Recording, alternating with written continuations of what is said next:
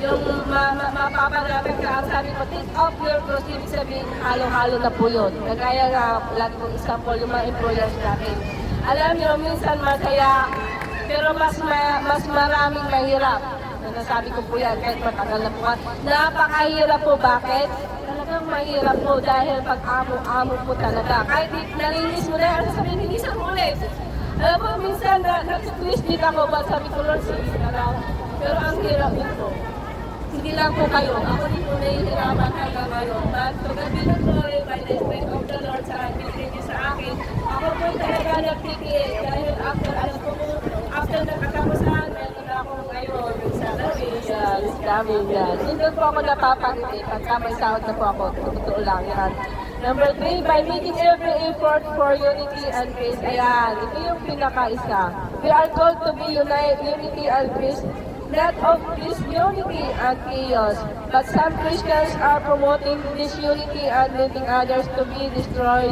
Living a life worthy of all call is to promote unity and building up one another. Instead of gossiping or spreading false accusation, let us spread love, unity, and peace with one another. So, sabi po dito, mas mainam na lang po natin ang ating spirit is love. Yung the gospel, yung kabutihan na ating na-experience sa Panginoon. For this is our calling before God. So pag tayo po pala tinawag na ng Panginoon, let's our life be Christ-likeness. One of that is yung ating patient po talaga. Yung pagtutulungan po ng, alam niyo po yung pagbibigay ng kape? Ministry po yan. Yung sabi ko, yung pagka may kailangan ka is mag-text ka lang sa akin. Ministry po yun. Ito po yung ating ginagawa is, ito po yung one of the highest calling na corporate ministry. Ito po yung tinatawag na corporate ministry kasi dito po tayo ma-challenge kung sa ambition natin. Ito po yung aking na-amaze. Most of the time dito, kahit hindi po ako masyadong nagtatanong sa inyo, nakikita ko po talaga yung obedience to God. Bakit? Kasi ang layo ng iba dito pero nandito. Doon po ako na-amaze yung iba. Pero napapansin nyo, kahit linggo-linggo ako kami mag-provide na malapit. Kahit libre na yan. Alam nyo, kasi yung ginagawa nyo palang effort na pagpunta doon is, ano po yun, mahirap po gawin yun. Lalo na po yung walang budget, mahirap po yun. But, you're not, mahal mo ang Panginoon, kaya ginagawa mo yung kapatid. So, I'm blessed na isa ka doon, kapatid. Kahit hindi ko ma-mention yun, alam ko ba kayo? God bless us all, guys. Yan. So, nandito na po ako sa conclusions kasi mahaba-haba na po. If our Lord Jesus Christ is the light of the world, then we are also light of this world. We are living, let us act as God's children, not a heathen or fat pagan who doesn't really know the Lord. Alam mo yung pagan, yung mga, ay gusto ko yun, pupunta ako doon. Alam niyo po yung pagan is like idolatry. Alam niyo po ang idolatry is not all about yung picture. Idolatry is money, yung kinahihiligan na inuuna pa before yung magbasa ng Bible. At ito po ang aking expect. Yung, kasi yung sinasabi, hindi ka na nagsisimba is, backslider. Alam niyo po ang backslider. Hindi po yung wala ka standards. Hindi po yung wala kang kaibigan. Ang backslider po is, hindi ka na nagigilty yung ginagawa mong medyo masama. Yung wala ka na talagang yung pag may ginawa kang masama sa kapwa mo, ang sasabihin mo pa, buti ka. Pero pagka ang sinabi mo, ay ba't nagawa ko yun? Yun po yung totoong Kristiyano at may pag-aano sa Panginoon. Alam niyo pa ang backslider, lagi nilang sinasabi, narinig ko yan before din. Kaya sabi ko, nung inaral ko talaga yung Bible, pag as long as may alam ka sa verse, hindi naman kailangan i-memorize mo eh. Pero si Pastora, sa Gabi na Glory, siya yung isang amazing sa memories. Yan.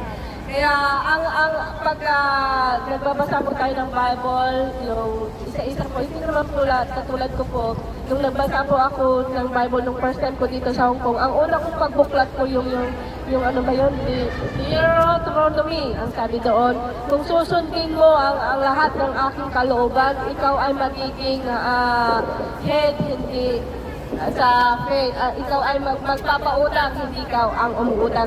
Alam niyo po, glory to God po, nagpapautang na po ako ng load. So,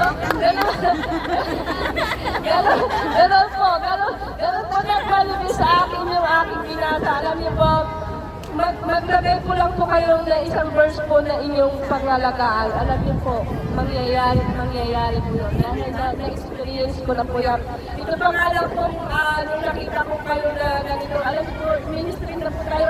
Hindi po lang kami o lahat po tayo dito is ministry kasi nga, pagka sinabing ministry, hindi yung pastor ka, teacher ka. Ang totoong ministry po is yung corporate ministry na nagtutulungan.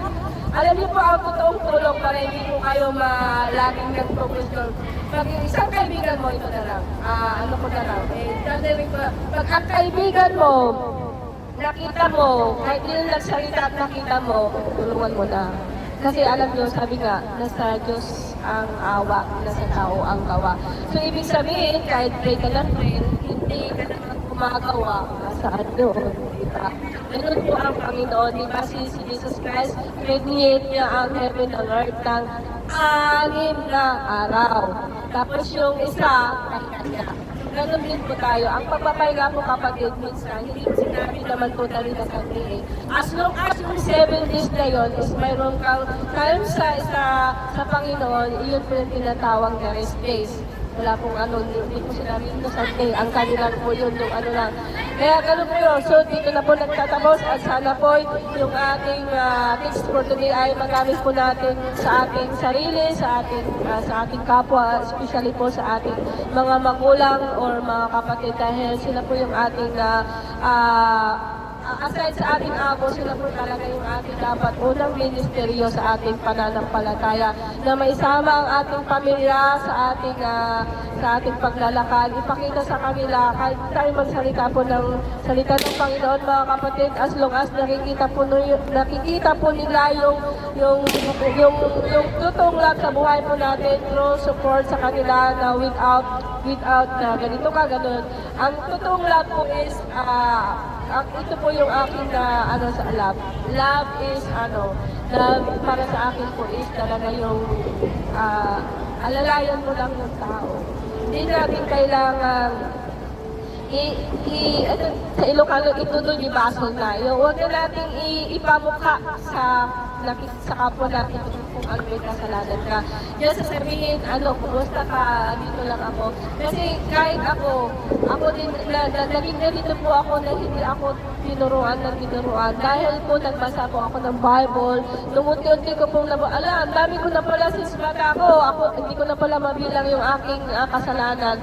But thank God, sa buhay ko dahil isa po niya ako sa pinili at hindi ko rin po expect dito na magkakaroon tayo ng OFW missionary Hong Kong. Alam niyo kung titignan niyo sa history na po yun. Para po tayo itong generation na to, tayo po yung isang generasyon na talagang nakaukit na dito sa Hong Kong. Dahil bakit? Kasi ang friend natin ay si Grandpa. Alam niyo po, nakakamiss po dahil sa dinami-dami na ibibigay sa atin na friend ng Panginoon is si Grandpa. Hindi niya tayo naiintindihan, pero tuwang-tuwa niya pag nakikita na po tayong lahat. So, hanggang dito na lamang po at God bless everyone. Yan.